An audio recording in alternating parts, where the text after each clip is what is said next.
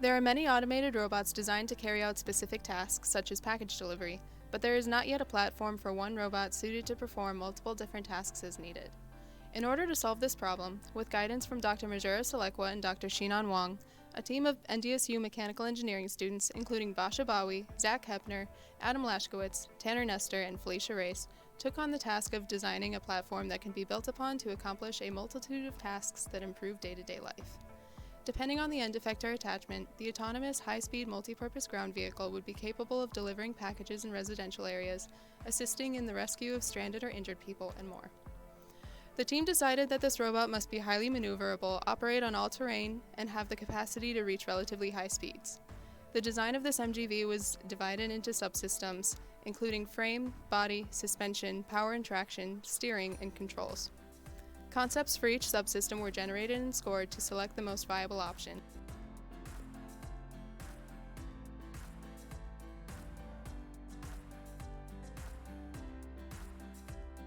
FEA was then completed to identify and reduce potential failure points.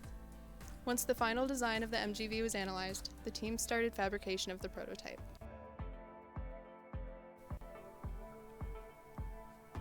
The final frame was selected for ease of access into the vehicle for maintenance.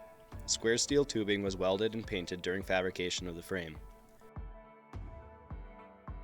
Next, the body was fabricated using 16-gauge sheet metal, which was cut, bent, and mounted to the frame to cover and shield the motors and batteries from outside elements.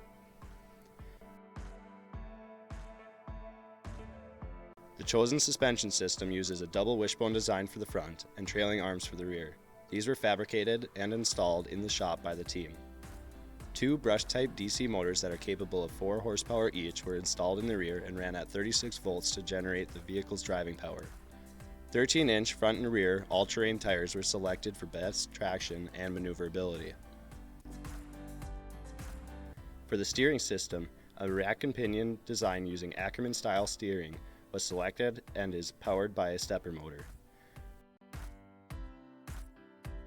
In the end, a drivable platform was designed and built that can be added onto in the future to create a final autonomous product that can be implemented in day-to-day life.